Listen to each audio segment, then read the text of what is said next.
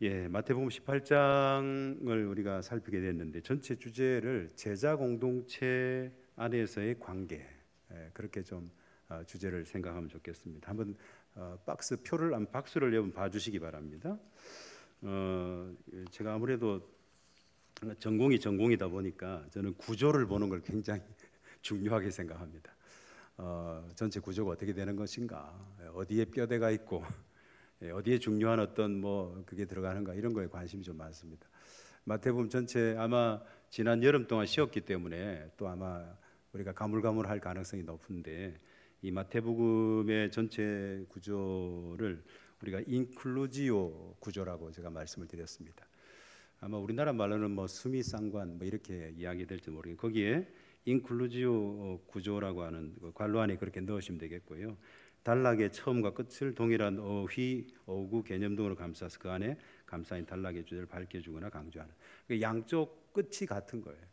처음 시작과 마지막이 같아서 마치 샌드위치처럼, 샌드위치가 양쪽에 빵이 있지 않습니까? 가운데 이렇게 계란이 들어가거나 고기가 들어가거나 들어가지 않습니까? 그래서 샌드위치 기법 그렇게 표현해야 되는지, 인클루지오 기법이라고 그래서 이 마태복음은 전체적으로 1장과 2장이 좀 서론인데, 1장과 2장 그리고 26장, 27장, 28장 이 부분인데, 사실은 예수 그리스도 그분이 임마누엘로 오셨다. 마태복음 1장에 우리를 구원할 자로 예수가 오셨고 그분이 임마누엘로 우리와 함께 하신다고 하는 의미가 1장에 있거든요.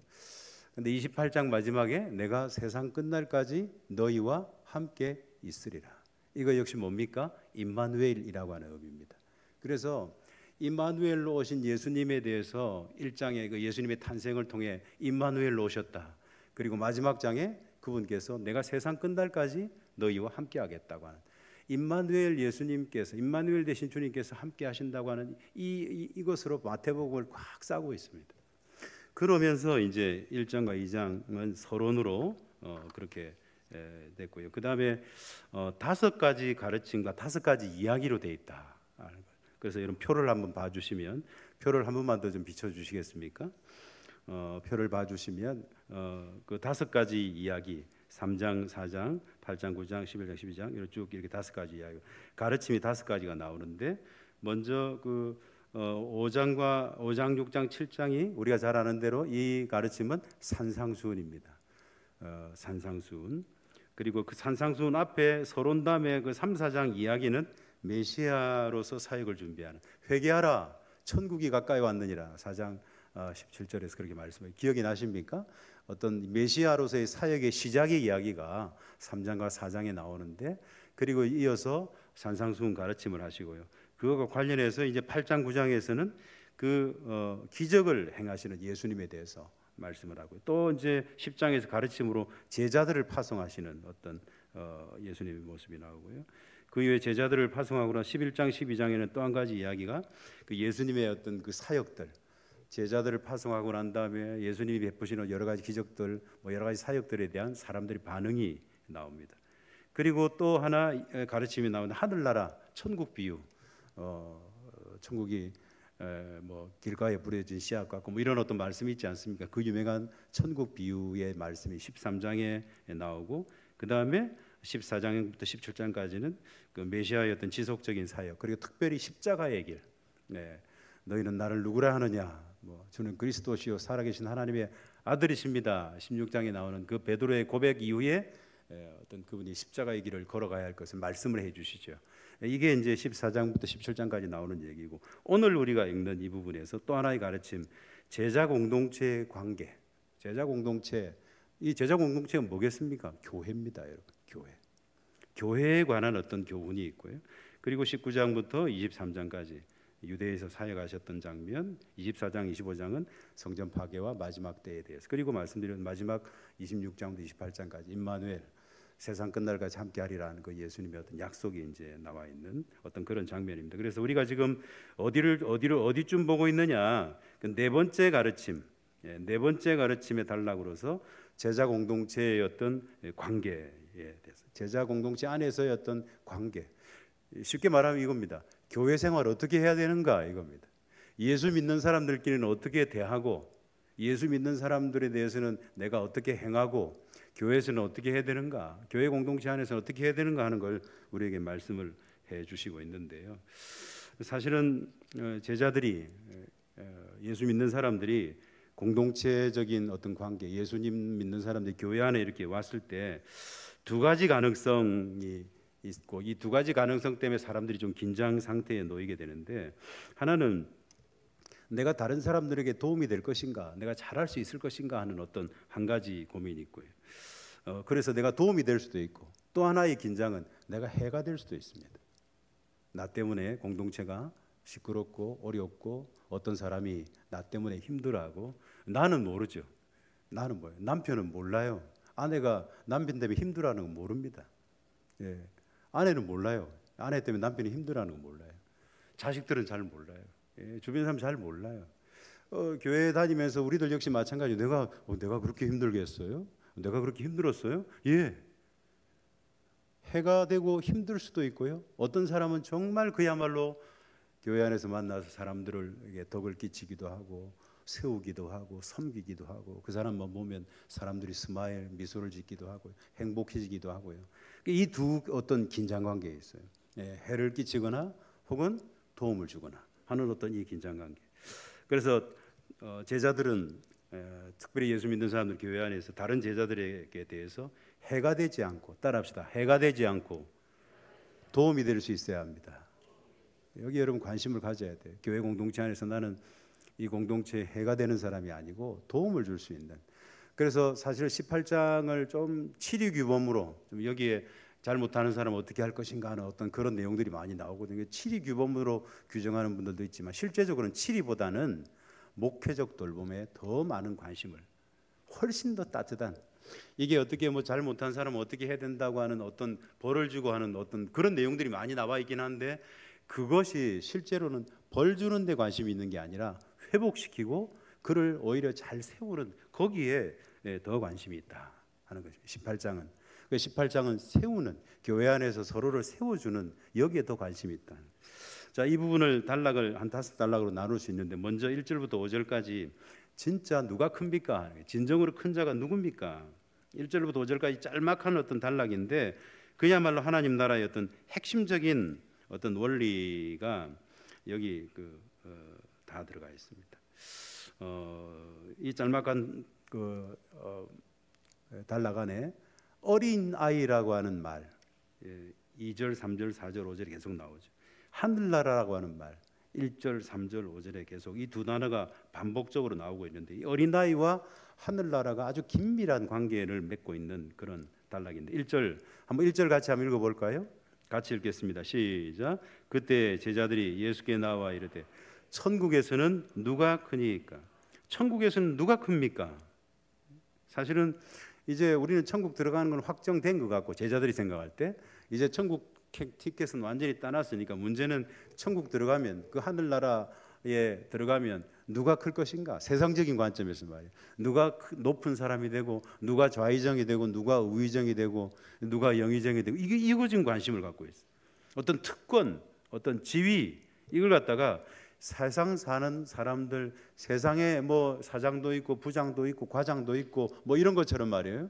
하늘나라도 그렇지 않겠나 싶어가지고 그 인간 사회에서 중요하게 다루는 어떤 그 특권과 지위의 어떤 이야기를 하나님 나라에도 그대로 이루어지는 줄 알고, 누가 큽니까? 천국에서는 그렇게 묻고 있는 것입니다. 이것에 대한 예수님의 대답이 굉장히 충격적인데요.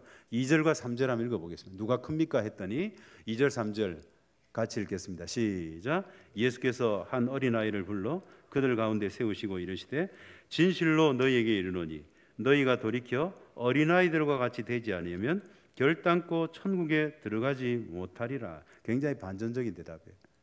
천국에서 누가 큽니까? 했더니 까딱했다가는 천국에 못 들어갈 것 같아요. 누가 큽니까? 천국엔 완전히 확보됐다고 생각했어요. 누가 큽니까?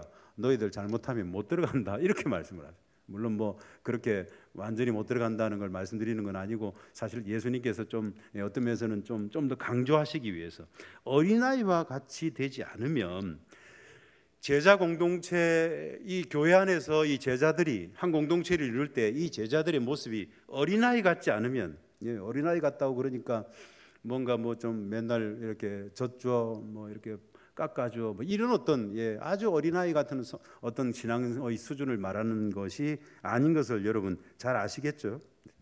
어린아이 같은 어떤 그런 아주 부드럽고 착하고 순전하고 하는 그런 어떤 성품을 말하는 그런 어떤 모습, 그야말로 어린아이 같이. 사실은 어린아이가 집에서 높습니까? 하기는 요즘은 이렇게 질문하면 답이 안 되겠네요.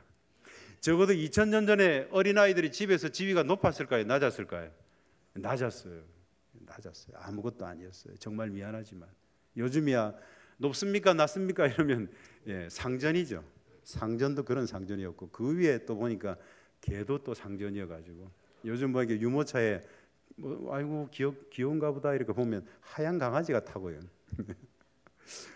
그렇게 가고, 또 이렇게 주인이 이렇게 또 이렇게 소위 반려인이 안고 가기도 하고, 뭐 하여튼 가다가 힘들어 낑낑거리면 또 아이고 왜 그래 하고 안고 가기도 하고, 물론 뭐 저도 그랬던 사람 중에 한 명이긴 한데, 어쨌든 지금 이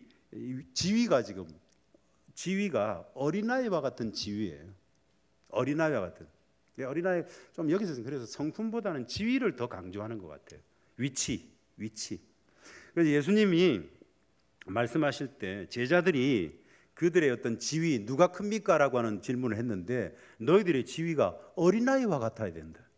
그 시절에 어린아이 지위가 어땠습니까? 낮았다고 그랬습니다. 아주 낮은, 아주 작은, 만약에 그렇지 않으면 하늘나라 못 들어갈지도 몰라, 그렇게 말씀을 하시고 있는 거예요. 어린아이가 된다고 하는 것은 어떤 의미가 있습니까? 낮아진다고 하는 의미가 있습니다. 낮아진다. 세상 사람들은 높아지는 데 관심이 있지만 이 제자 공동체, 이 하나님의 교회는 낮아지는 데 관심이 있어요. 더 낮아져야 됩니다. 직분이 올라가면 올라갈수록 더 낮아져야 돼요. 나이가 들면 들수록 더 낮아져야 돼요. 여러분, 고개를 빳빳하게 들고 다니는 사람이 있습니까? 그 사람은요, 아직 신앙이 뭔지를 모르는 사람이에요. 예전에 어떤 분이 그러더라고요. 덩치가 이만한 분이에요. 한 100kg쯤 되는 분이었거든요. 이분이 부흥사로 저에게 오셔가지고 내한테 부딪히면 다 죽습니다 하고 그러시더라고요. 진짜 은혜 안 됐습니다. 그게 무슨 복음이겠어요? 나한테 부딪히면 뭐 살아남는 사람이 없다고 얘기하는 게 그게 교회겠습니까? 빳빳하게 머리 들고 다니면서 말입니다. 겸손이라고는 찾아볼 수 없는 어떤 그런 모습이라고 한다면 그 공동체가 행복하겠습니까? 여러분, 뭐 교회 하니까 감각이 안 떠오르시는데 집을 생각해 보십시오. 집에 엄마도 높아지려고 하고, 아빠도 높아지려고 하고, 아들도 높아지려고 하고, 딸도 높아지려고 하고, 전부 높아지려고 하고 할 때 그 집은 어떻게 되겠습니까, 여러분? 하늘로 올라갈지도 몰라요. 갑자기 서로도 높아지려고 하니까. 어린아이가 된다고 하는 것, 교회 공동체의 구성원들은 그야말로 낮아져야 합니다. 따라합시다. 낮아져야 합니다. 옆 사람 볼 거 없습니다. 따라합시다. 내가 낮아지겠습니다. 내가 낮아져야 돼요. 다른 사람 신경 쓸 거 없어요, 여러분. 내가 더 낮아져야 돼요. 내가 혹시 높아져서 어려움 당한 일 없습니까? 내가 좀 지나치게 집에서 높아져 가지고, 회사에서 내가 너무 높아져 가지고, 교회에서 혹시 내가 너무 이렇게 좀 갑자기 인기인이 되면서 좀 높아져 가지고, 여러분 그래서 어려움 당한 일은 없습니까? 물론 세상 사람들은 높아지는 데 관심이 있어요. 그런데 제자들은 낮아지는 데 관심이 있어야 됩니다. 오늘 주님의 말씀에 의하면 그래야 하나님 나라에 들어갈 수 있어요. 그래야. 제자들은 이미 하나님 나라 들어갔다고 생각하고, 뭐 좀 이제 남은 문제는 그 안에 가서 누가 특권과 지위를 누릴 것인가에 관심을 갖고 있었지만, 예수님은요, 너희들이 하늘나라 들어갈까? 못 들어갈까? 거기에 관심이 있어요. 그러면서 예수님은 제자들의 어떤 질문에 아주 직접적인 대답을 하시는데, 4절 한번 읽겠습니다. 4절 같이 읽겠습니다. 시작. 그러므로 누구든지 이 어린아이와 같이 자기를 낮추는 사람이 천국에서, 자기를 낮춘다고 하는 말은 예수님이 낮아진다고 하는 이 낮아짐의 실천적 의미가 뭐냐면 섬김이에요. 낮아짐의 어떤 실천적 의미는 섬김이에요. 제자들은 낮아져야 되고, 낮아진다고 할 때 괜히 뭐 이제 낮아진다고 그러니까 괜히 옆 사람 지나가면 머리를 더 낮게 해가지고 이렇게 지나가, 그거보다는 섬기는 거예요. 종이 되는 것입니다. 마태복음 20장 28절에 보니까 인자가 온 것은 섬김을 받으려 함이 아니라 도리어 섬기려 하고 자기 목숨을 많은 사람의 대속물로 주려 함이다. 여러분 이게 제자의 본질이고 이런 사람들이 모여 있는 곳이 교회입니다. 서로 낮아진다고. 아니에요. 제가 더 낮아요. 이러면서 말이에요. 그러면 섬기고 말이에요. 네. 주방에서 섬기고 말이에요. 온 사람들 안내하면서 섬기고 말이에요. 예. 요즘 우리 교회 저 1층에 카페 옆에 가면 작은 화단이 이렇게 만들어져 가고 있어요. 우리 장로님들이 아침에 일어나셔가지고 꽃도 심고 물도 주고 이래가지고 오늘 새벽기도도 마치고 제가 또 가봤는데 너무 예뻐요. 혹시 거기 예쁜 벤치가 하나 있으면 더 예쁠 것 같은 느낌이 모자 하나 쓰고 가가지고 앉아 있으면 바람이 씩 불고 그죠. 굉장히 예뻐요. 여러분 그 섬김 때문에 교회가 예뻐지는 거예요. 그 섬김 때문에 성도들이 편안하게 주일날 식사를 하는 거예요. 그 섬김 때문에 그야말로 우리는 주일날 와서 예배를 드리는 거예요. 주차 봉사하는 이런 분들 말이에요. 교사로 섬기고 찬양들을 섬기고 여러분 교회 예배가 그냥 이루어지는 건 아니거든요. 준비한 분들 때문에 예배가 드려지고 섬김 그야말로 섬김.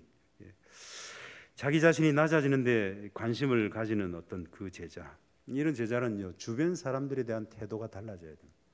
어떻습니까? 나는 좀 부드러운 사람입니까? 나는 좀 딱딱한 사람입니까?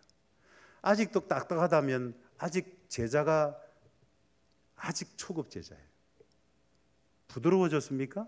조금 성숙해 가고 있는 것입니다. 제자가 된다고 하는 것은 다른 사람을 향한 내 태도에서 다 드러나는 거예요. 제자면 뭐 내가 집에서 성경 열심히 읽고 내가 뭐 주여 하고 막 기도하고 방언 기도하고 막 엄청나게 내가 막 찬양 뜨겁게 하고 혼자 굉장히 좋은데요. 이번 달에 9월 달에 추천 도서가 바로 그거예요. 정서적으로 건강한 교회. 전부 일 잘하고 뭐 정말 뭐 찬양 뜨겁게 하고 다 좋아요. 문제는 뭐냐면 다른 사람을 이해를 못하는 거예요. 다른 사람을 품지를 못하는 거예요. 다른 사람과 어울리지를 못하는 거예요.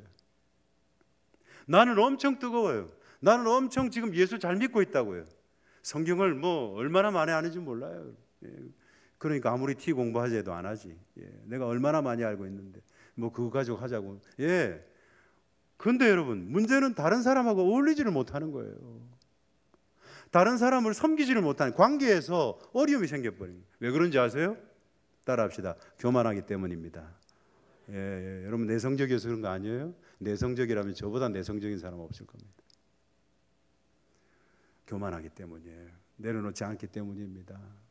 언더스탠딩 안 하기 때문이에요. 그래서 여러분 그야말로 낮아지는 데 관심을 가진 제자는 주변에 다른 사람들, 특별히 낮은 사람들. 다음 주에 청년들과 예배를 드린다고 그랬는데 우리 청년들에 대해서 우리가 우리의 어떤 마음들 어떻습니까, 여러분? 어린아이들에 대해서, 우리 교회 영화부에 대해서 어떻습니까? 우리의 태도가 어떻습니까? 이제 막 믿기 시작한 그 성도에 대해서 우리는 좀 어떻습니까? 예수님은 그 낮은 자들을 향한 어떤 그 제자들의 관심이 자신을 향한, 예수님을 향한 관심과 똑같다고 생각하셨어요. 자, 5절 말씀 읽어보겠습니다. 5절 같이 읽겠습니다. 시작. 누구든지 내 이름으로 이런 어린아이 하나를 영접하면 곧 또 나를 영접하. 어린아이를 대하는 태도가 결국 나를 대하는 태도와 같다는 거예요. 낮은 사람을 대하는 태도가 주님을 대하는 태도와 같다는 거예요. 그래서 여기 그 어린아이는 뭐 실질적인 어린아이보다는 어린아이처럼 된 제자들을 말하는 것입니다. 그야말로 어린이처럼 된, 우리 교회 우리 성도님들은 그야말로 어린이처럼 된 그런 주님의 제자들이 다 되기를 주님의 이름으로 축원합니다. 어린아이라고 하는 이 의미가 어떤 상징적인 어떤 제자의 의미인 것입니다. 그래서 이런 어린아이를 내 이름으로 영접하면, 이런 제자를 주변의 사람 내 이름으로 영접하면, 그러면 나를 영접합니다. 그렇게 당신과 어린아이를 일체를, 여러분 이거 굉장히 중요합니다. 가장 낮은 사람, 뭐 낮은 사람 아니어도 괜찮아요. 교회에 어떤 사람을 대하는 그 태도가 주님을 대하는 태도와 똑같다는 거예요. 근데 우리는 어떻습니까? 주님 앞에서는 주님, 주님 하고 우리가 정말 간절하게 기도하고 찬양하고 하잖아요. 근데 사람을 대하는 태도가 어떻습니까? 뻣뻣하다. 사실은 그러면 주님, 주님 해도 그 사람의 그 태도가 예수님 보시기에는 너 아직 멀었구나, 그렇게 생각하시는 거예요. 가장 낮은 자를 대하는 혹은 교회 안에서 만난 사람들을 대하는 태도가 나를 향해 대하는 태도와 같은 것이다라고 예수님께서 일치를 시키고 있다는 사실을 여러분 기억하시고, 교회 안의 구성원들이 서로에 대해서 그렇다면 어떤 관계를 맺어야 하는지를 우리가 잘 생각해 봐야 돼요. 다른 사람들을, 저 사람에 대해서 내가 대하는 게 내가 주님께 대하는 것과 똑같다고 예수님 말씀하시니까 성도들을 내가 어떻게 대해야 되는지 말이에요. 예. 교회 우리 권사님들, 장로님들, 집사님들, 우리 청년들 누구를 할 것도 없어요. 누구를 할 것도 없어요. 어떤 분은 그러니까 낮은 사람에게만 내가 관심을 가져야 되겠다 이래가지고 조금 직분 있는 분들한테는 그냥 눈길 한번 안 주고, 너무 그것도 이상해요, 여러분. 그것도 이상해요. 한결같이 잘해요. 한결같이 누구에게라도 다 똑같이. 세상 사람들은 그야말로 높은 사람에게 잘하죠. 예전에 어떤 그 손봉호 교수님 아시죠? 서울대 교수하셨던 이 장로님, 이분이 어디 호텔에 이렇게 어떤 사람 맞이하러, 그분이 한참 티코 타고 다니 옛날에, 지금은 그렇지 않지만 그 티코 타고 갔는데 그 호텔 그 이렇게 맞이하는 분이 그렇게 급해서 차를 대고 한 게, 빨리 차를 가지고 저리 갖고 나가라고 손짓을 해가지고, 그 이분이 서울대 교수거든요. 꽤 유명한 TV에도 나오고 좀 유명한 분이에요. 그런데 티코 타고 왔다고 그 호텔에서 일하시는 분이 그냥 그분을 쫓아낸다고 그래서 그게 예전에 글을 한번 이분이 쓰신 적이 있습니다. 사람들은, 세상 사람들은 높은 사람들에 대해서 관심이 많아요. 그 높은 사람들에 대해서 우리가 아주 낮은 자세를 취합니다. 근데 하나님은, 우리 주님은 교회에서 모든 사람들, 특별히 낮은 사람들에 대해서 대하는 그것이 나에 대해서 대하는 것 같다. 그래서 제자 공동체에서 그렇게 해야 되는 이유가 뭡니까? 사실은 제자 공동체는요, 전부 작은 사람들이 모인 그런 공동체예요. 한번 따라합시다. 우리는 작은 자들입니다. 기분 많이 나쁘십니까? 작은 자들이, 목사님 내가 키가 1m 70, 87인데 내보고 작다니요. 내가 이래봬도 회사 가면 얼마나 높은 사람인데 기분 나쁘십니까? 안 나쁘시죠? 여러분, 우리는 작은 예수예요. 주님의 어떤 작은 제자들이에요. 작은 자들이에요. 교회에서는 정말 그야말로 우리는 이 공동체 안에 모여있는 우리는 다 작은 자들로 모여있어요. 그래서 우리 모두가 다 작아요. 한 번 더 따라합시다. 우리는 모두 작은 자들입니다. 그러니까 어떻게 되었습니까? 모든 사람들이 다 대우를 받아야 돼요. 모든 사람들. 우린 다 작으니까 모든 사람을 다 대우 잘하는. 사실 우리는 본성상 높은 사람들에게 잘하려는 마음이 있거든요. 근데 다 높은 자든 낮은 자든 모든 사람들. 자, 야고보서 2장 1절부터 4절까지 읽겠습니다. 시작. 내 형제들아, 영광의 주 곧 우리 주 예수 그리스도에 대한 믿음을 너희가 가졌으니 사람을 차별하여 대하지 말라. 만일 너희 회당에 금가락지를 끼고 아름다운 옷을 입은 사람이 들어오고 또 남루한 옷을 입은 가난한 사람이 들어올 때에 너희가 아름다운 옷을 입은 자를 눈여겨보고 말하되 여기 좋은 자리에 앉으소서 하고, 또 가난한 자에게 말하되 너는 거기 서 있든지 내 발등상 아래에 앉으라 하면 너희끼리 서로 차별하며 악한 생각으로 판단하는 자가 되는 것이 아니냐. 제가 언젠가 어느 교회 성도님하고 이렇게 밥을 한 그릇 같이 먹게 됐는데요. 제가 그분 다시는 안 보려는 마음을 가졌습니다. 왜냐하니까 식당에 들어갔는데 거기 식당에 일하는 그 아르바이트 학생들에게 보자마자 말을 놓는 거예요. 말을 놓으면서 이것 가져와라, 저것 가져와라. 제가 봐도 한 8, 9천 원짜리, 그 당시 좀 오래됐습니다만 그거 한 그릇 먹으면서 얼마나 많은 요구를 하는지 내가 낯이 부끄러워가지고 내가 왜 이 인간하고 내가 여기 들어왔던가 얼마나 후회가 돼. 사실 가기 싫었거든요. 가기 싫었는데 굳이 나를 데리고 식당에 가서 나는 좀 엄청 또 맛있는 거 먹으러 가는 줄 알았더니 그래 그래서 그것 때문에 실망했던 건 아닙니다. 근데 가서 얼마나 이렇게 시키고 저렇게 시키고 하대를 하는지, 그 어린 아마 청년이죠. 굉장히 좀 마음이 불쾌했을 것 같아요. 제가 봐도. 저 사람하고는 다시 다짐하고 싶지 않다는. 물론 우리 교인도 아니니까 그럴 일도 별로 없겠습니다만, 저한테는 또 얼마나 깍듯하게 하는지 말이에요. 깍듯하게 해서 기분 나빴습니다. 정말 기분 나빴어요. 그래요, 여러분. 우리가 그야말로 공동체 안에서 어떤 작은 사람, 한 사람에게 관심을 가지고, 이게 공동체 우리가 만나는 어떤 서로의 어떤 우리들의 어떤 원리입니다. 더 잘하는, 작은 자들을 잘 섬기는. 자, 두 번째 이 공동체, 제자 공동체의 어떤 원리, 두 번째는 이 넘어지게 하는 것들에 대한 어떤 원리인데요. 5절에서 작은 자를 영접하는 것에 대해서 얘기했는데, 주님께서 이제 혹시나 그를 무시할 때, 그 작은 자를 무시할 때 상처받고 넘어질 수 있는데, 이게 얼마나 심각한 어떤 문제인지 먼저 관계적인 어떤 위험. 자, 6절 말씀 읽어보겠습니다. 6절 같이 읽겠습니다. 시작. 누구든지 나를 믿는 이 작은 자 중 하나를 실족하게 하면 차라리 연자맷돌이 그 목에 달려서 깊은 바다에 빠뜨려지는 것이 나으니라. 세상적인 안목에서 볼 때 사실 제자들로, 우리가 진정한 제자들로 산다고 할 때 제자들은 낮아지는 자라고 그랬잖아요. 낮아지려고 하고 또 낮아지려고 하고 더 겸손해지려고 하고 더 겸손해지려고 하니까 세상 사람들에게 조금 보잘것없이 보일지도 모르게, 저 사람이 저렇게 겸손한 거 보니까 아무것도 없는 게 아니냐. 세상 사람들이 원칙은 그렇지 않거든요. 얼마나 뽐내고 말입니다. 얼마나 어수대고 목에 힘주고 그렇게 다니는데 저 사람이 저렇게 고개를 숙이는 거 보니까 진짜 아무것도 없는 거 아닌가 싶어가지고 약간 보잘것없는 존재로 그렇게 여길 때가 있습니다만, 사실은 그야말로 우리 그리스도인들은 작은 사람들입니다. 영으로도 가난하고요. 그야말로 온유하고 박해를 받는 것으로 특징 지어지는 어떤 그런 작은 자들. 근데 여러분, 이 작은 자들이라고 해서 뭐덜 중요하거나 혹은 뭐 자꾸 넘어지고 약하고, 여러분 그런 것을 의미하는 것은 결코 아니라는 사실을 여러분 기억해야 됩니다.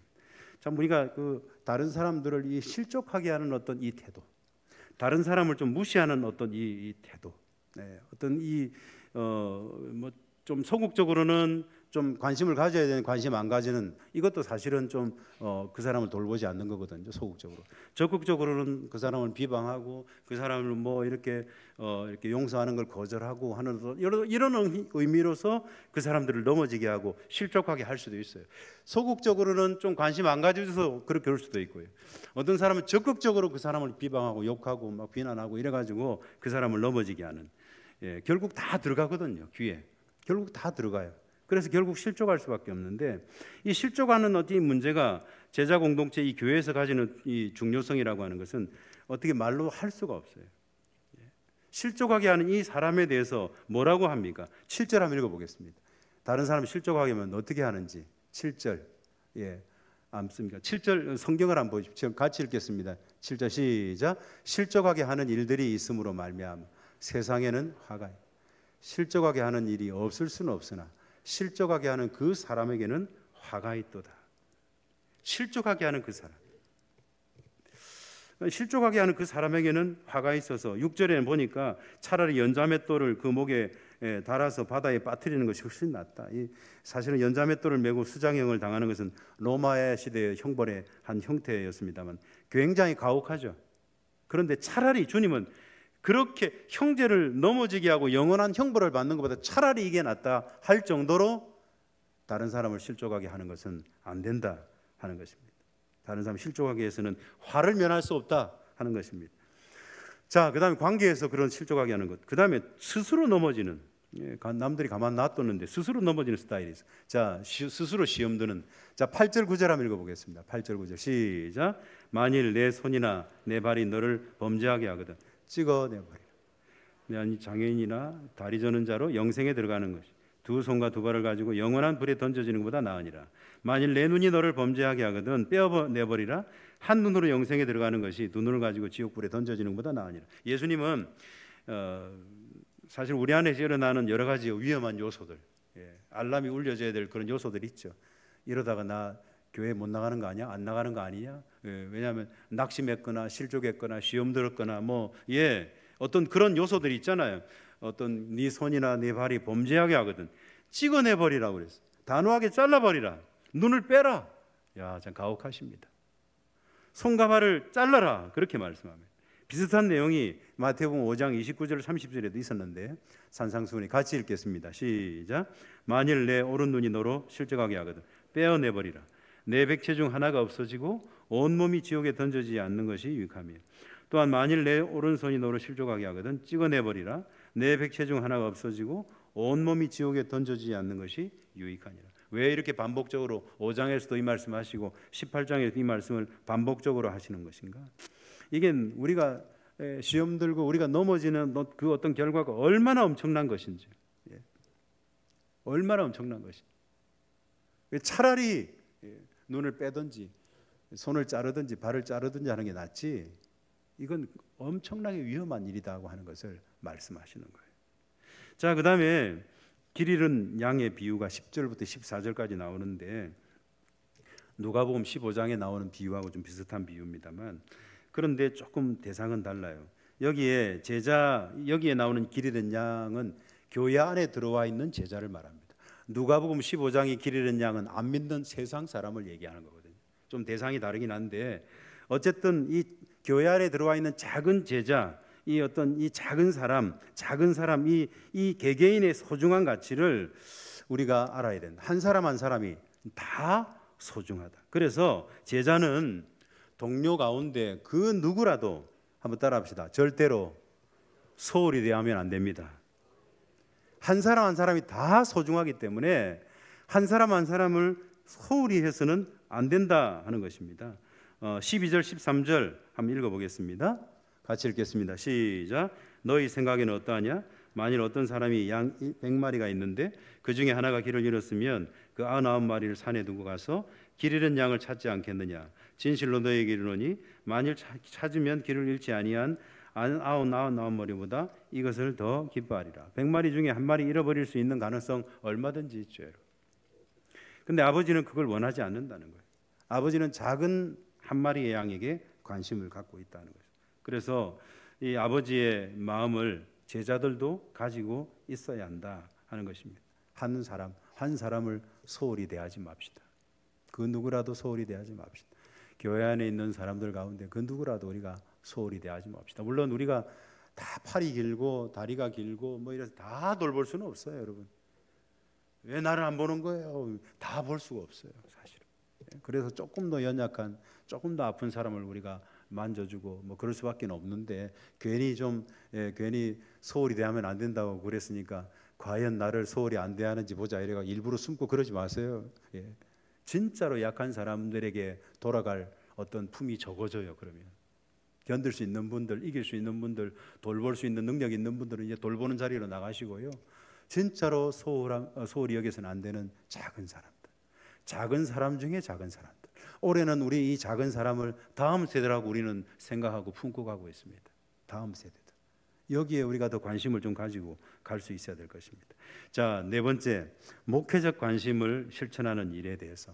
교회 안에 말씀드렸던 것, 28장은 마치 칠의지침처럼 이렇게 좀 딱딱하고 혹시 죄 지은 사람을 어떻게 합니까 하는 어떤 그런 이야기가 많아가지고 칠의지침이라고 이해되어 왔지만, 사실은 이건 제자에 관한 말씀이고 공동체 안에 있는 제자에 대한 말씀이고, 실족한 위험에 있는 형제를 어떻게 돌볼 수 있는가 하는 어떤 목회적 돌봄 따라합시다. 돌봄입니다.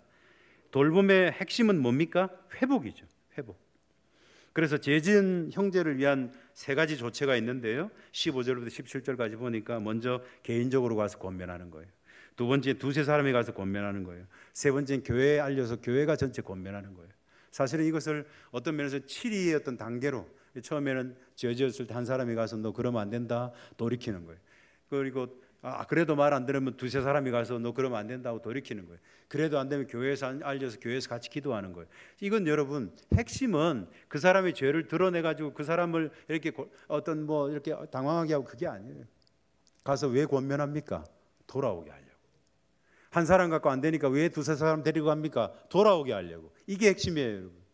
왜 두세 사람 안 되니까 교회 전체에 알려서 교회가 같이 기도합니까? 돌아오게 하려고. 회복에 초점이 있다는 사실을 여러분 꼭 기억하셔야 돼요. 그야말로 회복, 따라합시다. 회복입니다. 여기는 처벌보다는 그 사람이 이 권면의 말을 듣고 회개의 자리로 나오게 하는 어떤 그런 거에 더 관심이 있는 것입니다. 그리고 교회가 이제 이런 일을 할 때, 이런 권면과 이 돌봄을 할 때 하나님 뜻에 맞도록 결정을 내리려고 하는 어떤 간절한 관심과 기도가 필요합니다. 자, 19절 20절 한번 읽어봅시다. 좀 시간이 없어서 중간에 다 생략하고요. 19절 20절 조금 띄워주시면 좋겠습니다. 19절 같이 읽겠습니다. 시작. 진실로 다시 너희에게 이르노니 너희 중에 두 사람이 땅에서 합심하여 무엇이든지 구하면 하늘에 계신 내 아버지께서 그들을 위하여 이루게 하시리라. 두세 사람이 내 이름으로 모인 곳에 나도 그들 중에 있느니라. 이 말이 그거예요. 두세 사람 있는 중에 나도 그들 중에 있다. 주님이 함께 하신다는 거예요. 주님이 함께 하신다. 간절하게 하나님 앞에 기도할 때, 형제를 세우기 위해서 기도할 때, 형제를 돕기 위해서 기도할 때 내가 그들 중에 있다. 그들의 기도는 응답받을 것이다. 그렇게 이야기합니다. 다른 사람을 돌보기 위해서, 다른 사람을 세우기 위해서. 여러분, 이게 중보기도 아니겠어요? 이게 MIP 엄마들, 어머니들의 기도가 아니겠어요, 여러분? 새벽마다 기도하는 성도들의 그 기도가 이런 기도 아니겠습니까? 세우려고 하는 거예요. 일어나야 한다고 하면서. 두세 사람이 있는 곳에 함께 한다고 그러니까 두세 사람이 자꾸 짝을 지어갖고 막 다른 모든 공동체 사람들이 다 반대하고 아니라고 그러는데 두세 사람이 기도하면 응답, 그런 이야기 전혀 아니에요, 여러분. 이건 최소 단위로 다른 사람을 돌보기 위해서 기도하는 그 사람들 가운데 나는 함께 있을 거라고. 공동체를 위하고 다른 사람을 돕고 섬기기 위해서 모여 한두 사람이라도 그 작은 사람들이 모여 기도할 때 나는 그들과 함께하고 그 돌봄을 위한 그 기도에 나는 응답할 것이라고 하는 그런 우리 주님의 마음이 여기 담겨 있는 것입니다. 자, 마지막 다섯 번째로 개인에 대한 어떤 범죄를 어떻게 용서할 것인가. 베드로가 질문했어요. 21절 뭐라고 질문하는지 한번 읽어볼까요? 같이 읽겠습니다. 시작. 그때 베드로가 나와 이르되 주의 형제가 내게 범죄하면 몇 번이나 용서하여 주리이까? 7번까지 하오리이까? 용서를 전제하고 있습니다. 몇 번까지 할까요? 사실 그 당시 랍비들은요 3번 이상은 하지 말라고 그랬어요. 전통적으로 3번까지만 용서하라고 그랬어요. 그러면 베드로가 제안한 7번은 많습니까? 적습니까? 말할 것도 없죠. 그 다음에 7은 무슨 수입니까? 완전수 아니겠습니까? 그래서 베드로가 제안한 거 절대로 작은 거 아닙니다. 그런데 이 베드로의 적지 않은 이 양의 어떤 제안에 대해서 예수님의 답변은 더 많이 용서하라고. 그러면서 비유 하나를 말씀해 주시는데 1만 달란트 빚진 자에 대해서 이야기를 합니다. 그리고 100데나리온 어떤 빚진 자에 대해서 60만 분의 1이에요. 차이가. 1만 달란트라는 것은요 한마디로 말하면 이거예요. 평생 갚아도 못 갚는, 우리가 생각하면 상상할 수 없는 액수, 이걸 말합니다. 여기 100데나리온은 거기에 비하면 정말 작은 거, 그거 얘기합니다. 그래서 뭡니까? 우리가 주님께 용서를 받았다고 하는 것은 뭡니까? 상상할 수 없는 은혜라는 거예요. 그러면서 다른 사람, 이 공동체 안에서 만난 다른 사람들에 대해서 그러면 우리가 어떻게 해야 되는가? 상상할 수 없는 은혜를 받았는데 말이에요. 상상할 수 없는 은혜를 받았는데 상상할 수 없을 만큼의 어떤 그 은혜로 다른 사람을 용서하고 마음으로부터 진심으로 그 사람을 용서해야 돼요. 마음 중심으로부터 그 사람을 사랑하고 공동체에서. 그래요. 얼마만큼 용서할까요? 어떻게 해요? 헤아릴 수 없을 만큼 큰 은혜를 받았기 때문에 우리도 그만큼의 양으로 그 사람을 용서해야 된다. 마음 중심으로. 공동체에서 그렇게 하라는 것입니다. 여러분, 괜히 뭐 이렇게 말 한 번 이렇게 서로 엇나갔다고 해서 나는 절대로 당신을 용서하지 못해요. 그거 여기에 나오는 100데나리온 이 종하고 똑같은 거예요.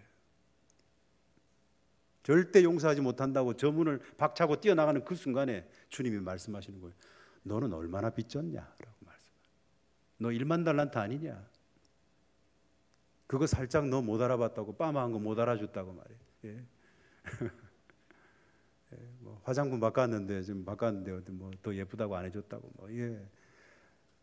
그것 때문에 삐껴가지고 말이에요. 남전도 여전도 하면서 서로 의견이 달라가 엇갈려가지고 말이에요. 그것 때문에 엇갈릴 수 있지요. 그럴 수 있지 하고 그냥 나가면 되는데 털털 털고 그것 때문에 마음이 상해가지고 그렇게 해서 문을 박차고 나갈 때 주님 말씀하시는 거예요. 너는 1만 달란트 빚진 사람 아니냐? 헤아릴 수 없을 만큼 은혜 받은 사람이 아니냐?